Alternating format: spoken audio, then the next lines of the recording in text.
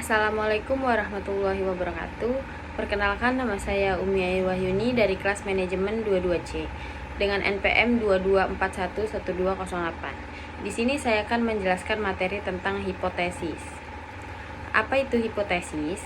Hipotesis adalah sebuah pernyataan atau dugaan sementara yang dirumuskan dalam penelitian untuk menjelaskan hubungan antara variabel-variabel tertentu.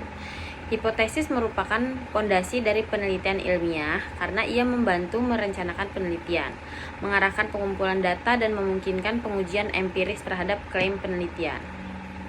Yang kedua yaitu fungsi hipotesis. Panduan penelitian. Hipotesis memberikan arah dan fokus untuk penelitian. Ini membantu peneliti untuk mengumpulkan data yang relevan dengan tujuan penelitian. Uji ilmiah. Hipotesis adalah dasar untuk menguji kebenaran klaim penelitian. Hasil penelitian digunakan untuk mengonfirmasi atau menolak hipotesis. Selanjutnya ada prediksi. Hipotesis digunakan untuk meramalkan hasil yang diharapkan. Ini membantu peneliti dalam merencanakan langkah-langkah berikutnya dalam penelitian. Selanjutnya itu ada pemahaman fenomena. Hipotesis membantu peneliti memahami hubungan antara variabel-variabel dalam penelitian. Mereka berfungsi sebagai kerangka kerja teoretis. Selanjutnya, apa saja jenis-jenis hipotesis? Yang pertama ada hipotesis nol. Hipotesis nol menyatakan bahwa tidak ada hubungan atau perbedaan yang signifikan antara variabel-variabel yang diuji. Ini sering digunakan sebagai dasar perbandingan dalam uji statistik. Contoh, tidak ada perbedaan signifikan dalam rata-rata skor antara kelompok A dan kelompok B. Yang kedua yaitu ada hipotesis alternatif. Hipotesis alternatif adalah kebalikan dari hipotesis nol. Ini menyatakan bahwa ada hubungan atau perbedaan yang signifikan antara variabel-variabel yang diuji. Contoh, ada perbedaan signifikan dalam rata-rata skor antara kelompok A dan kelompok B. Apa saja jenis-jenis hipotesis? Hipotesis penelitian. Hipotesis penelitian adalah pernyataan yang didasarkan pada teori atau pengetahuan sebelumnya. Ini merupakan dasar penelitian dan dapat berupa hipotesis nol atau hipotesis alternatif, tergantung pada pertanyaan penelitian.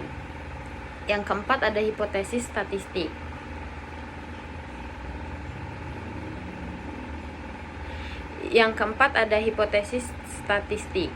Hipotesis statistik adalah pernyataan yang menyatakan hubungan atau perbedaan dalam bentuk yang dapat diuji secara statistik.